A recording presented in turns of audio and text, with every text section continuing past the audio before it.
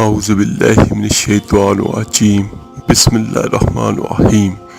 شروع کرتا ہوں اللہ تعالیٰ کے ببرکت نام سے جو دلوں کے بید خوب جاننے والا ہے۔ السلام علیکم ورحمۃ اللہ وبرکاتہ۔ میرے عزیز بھائیو بہنوں اور بچوں، آج کا ہمارا وظیفہ اللہ تعالیٰ کے بہت ببرکت اور مبارک نام کا ہے۔ آج کی اس ویڈیو میں میں آپ کو ایک واقعہ بھی بیان کروں گا اور اللہ تعالیٰ کے مبارک نام اللہ الصمد کی فضیلت اور اس کا سب سے طاقتور ترین اور آسان وظیفہ میں آپ کو بیان کروں گا۔ یہ خصوصاً ان بھائیوں ان بہنوں کے لیے ہے جو یہ کہتے ہیں کہ ہماری دعائیں قبول نہیں ہوتی، معاذ اللہ، جو یہ کہتے ہیں کہ ہمارے کاموں میں بہت رکاوٹیں ہیں، ہماری جان نہیں چھوٹتی۔ یہ ان کے لیے ہے جو ہر طرف سے مایوس ہو گئے ہیں، لیکن میرا اللہ سبھی مایوسیوں کو دور کرنے والا ہے۔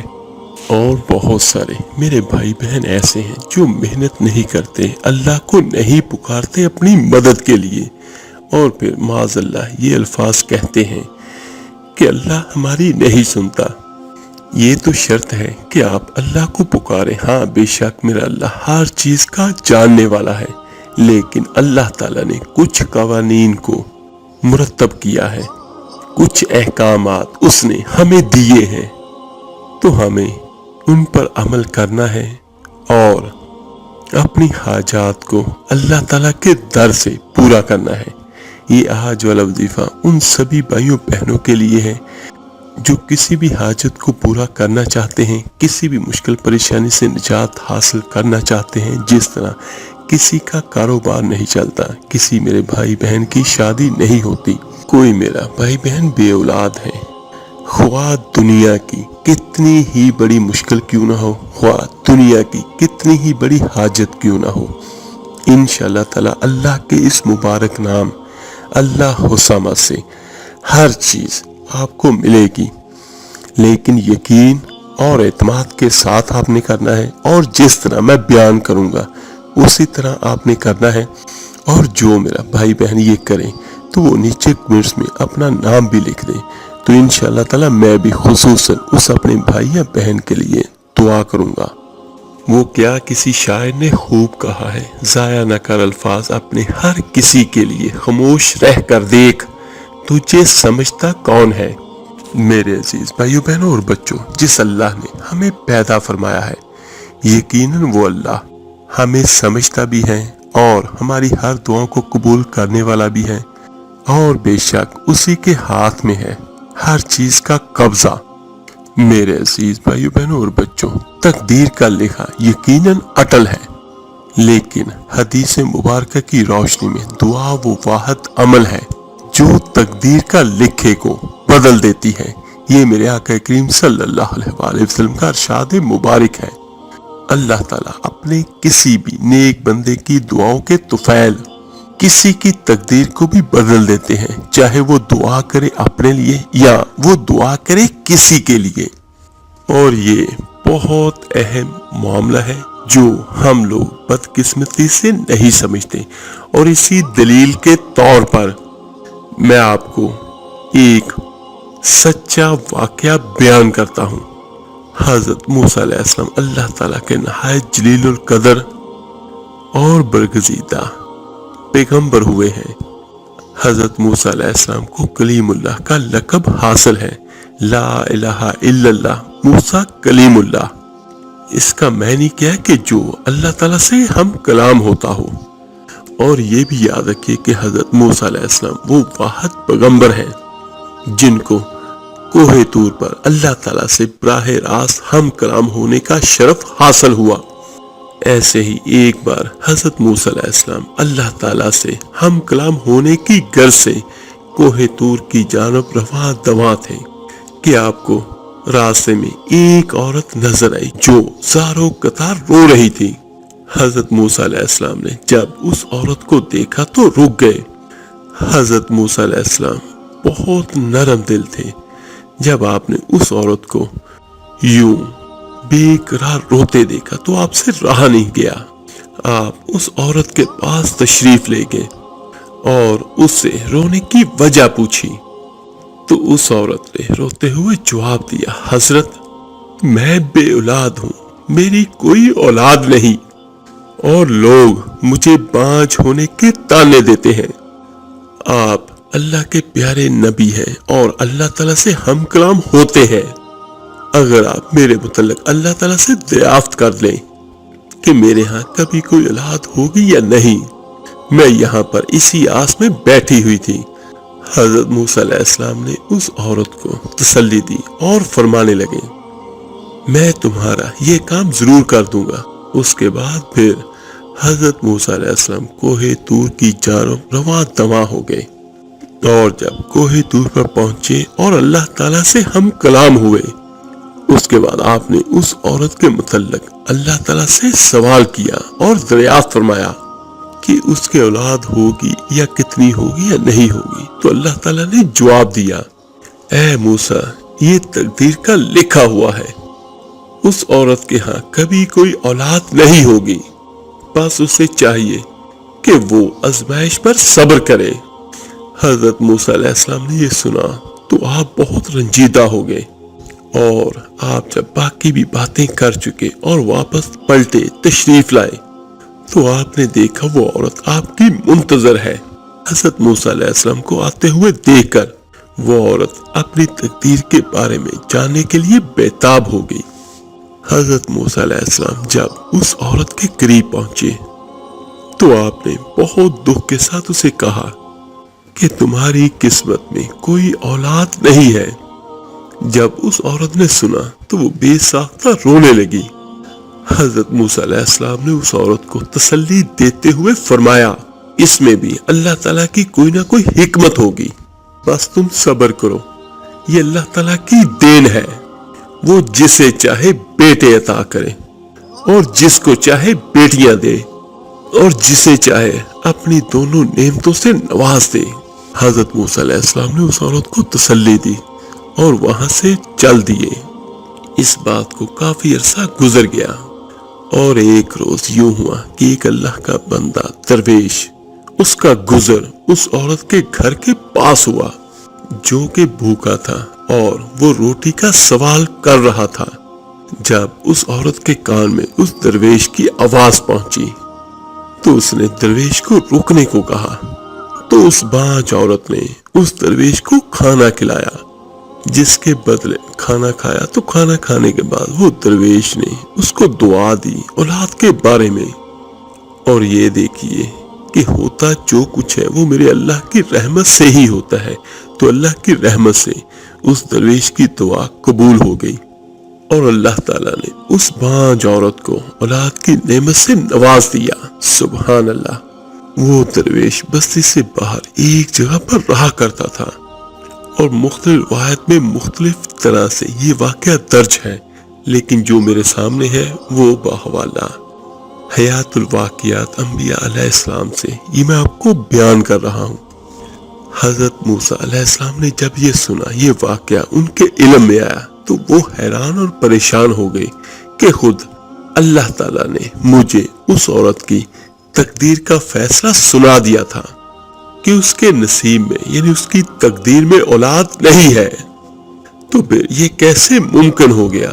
حضرت موسیٰ علیہ السلام ایک روز کوہ طور پر اللہ تعالیٰ سے ہم کلام ہو رہے تھے، تو حضرت موسیٰ علیہ السلام نے اللہ تعالیٰ سے اس عورت کے متعلق سوال کر دیا کہ اے میرے اللہ، جب اس دن میں نے آپ سے پوچھا کہ اس کی قسمت میں کیا ہے، تو اے میرے اللہ، آپ نے یہ فرمایا کہ نہیں، اس کے مقدر میں اس کی قسمت میں اولاد نہیں۔ لیکن اے میرے اللہ، اب یہ سب کچھ کیسے ممکن ہو گیا؟ یہ سن کے اللہ تعالیٰ فرمانے لگے، اے موسیٰ، جاؤ ایک پلیٹ میں انسانی گوشت پیش کرو، اس کے بعد میں تمہیں اس چیز کا جواب دوں گا۔ تو حضرت موسیٰ علیہ السلام اللہ تعالیٰ کا احکام سن کے کوہ طور سے بستی کی طرف واپس پلٹ آئے، اور اپنے ہاتھ میں پلیٹ اور چھری لی، اور بستی والوں کو مخاطب ہو کے اللہ تعالیٰ کا حکم سنایا۔ آپ کی قوم اللہ تعالیٰ کی اس عجیب و غریب فرمائش پر حیران رہ گئی۔ اور یہ کہ کیسے کوئی زندہ انسان اپنے جسم کا گوشت کاٹ کے اللہ کو پیش کرے۔ ان میں سے کوئی بھی حضرت موسیٰ علیہ السلام کی بات کو نہ مانا۔ جب حضرت موسیٰ علیہ السلام نے اپنی ہر ممکن کوشش کر لی اور کہیں سے انسانی گوشت نہ مل سکا تو آپ واپس کوہ طور کی جانب چلنے لگے۔ ابھی آپ بستی سے باہر نکلے ہی تھے اور کچھ ہی دور چلے تھے کہ آپ نے ایک طرف ایک بوڑھے درویش کو بیٹھے ہوئے پایا۔ اس درویش کو اللہ کے بندے کو نہ گرمی کا ہوش نہ سردی کی خبر، بس آنکھیں بند کیے ہوئے، اور اس کی زبان پر اللہ کا ورد، اللہ کا ذکر جاری تھا۔ وہ اللہ کا بندہ، وہ درویش بس آسمان کی طرف نظریں اٹھائے اللہ کو پکارے جا رہا تھا۔ تو موسیٰ علیہ السلام نے اپنی آخری کوشش کی غرض سے اس سے بات کرنے کا سوچا اور اس کے قریب گئے اور اسے مخاطب کر کے فرمانے لگے، کیا تو اس بات پر راضی ہے کہ تو اللہ کے لیے پلیٹ میں اپنے جسم کا گوشت کاٹ کے رکھ دے؟ وہ درویش جسے اللہ کے سوا کچھ ہی یاد نہیں تھا، اس نے اپنی آنکھیں کھولی، اور مختلف روایت میں مختلف یہ واقعہ درج ہے۔ ایک جگہ پہ یہ کہ اس نے اپنا گوشت کاٹ کے دیا، اور ایک جگہ پہ یہ کہ وہ کہنے لگا کہ اللہ کو جسم کے کون سے حصے کا گوشت پسند ہے۔ تو ایک جگہ پہ یہ آتا ہے کہ اس درویش نے حضرت موسیٰ علیہ السلام سے چھری لی اور اپنے بازو سے گوشت اتارا اور حضرت موسیٰ علیہ السلام کی پلیٹ میں رکھ دیا۔ حضرت موسیٰ علیہ السلام انسانی گوشت لے کر کوہ طور کی جانب جانے لگے۔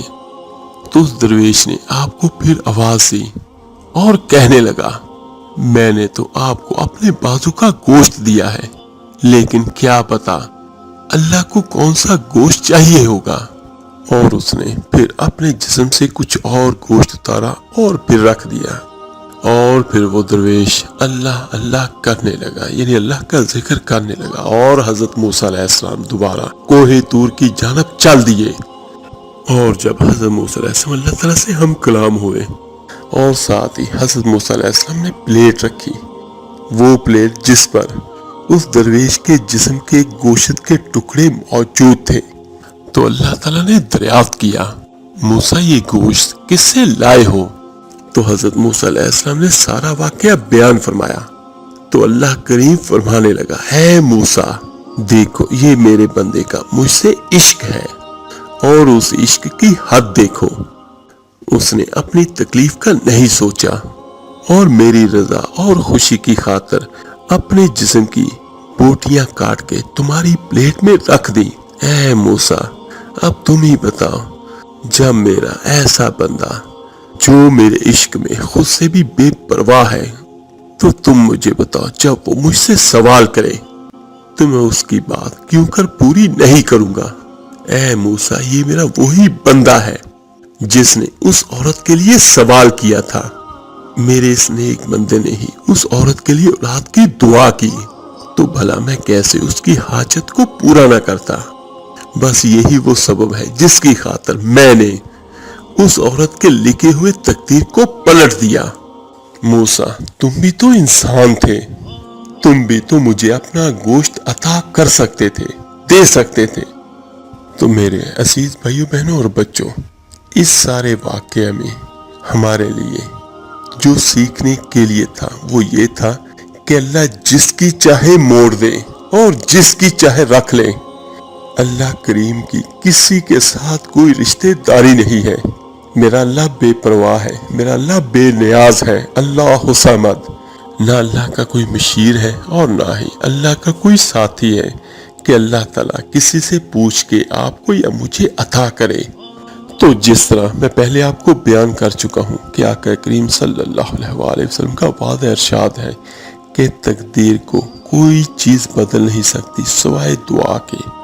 تو سب سے بڑا جو ہمارے لیے اہم سبق ہے وہ یہی ہے کہ ہم اپنے آقا کریم صلی اللہ علیہ وآلہ وسلم کی فرمان کی روشنی میں اللہ تعالیٰ سے دعا کریں، اور جو ہماری حاجت ہے، جو ہماری چاہت ہے، ہم اللہ سے مانگیں۔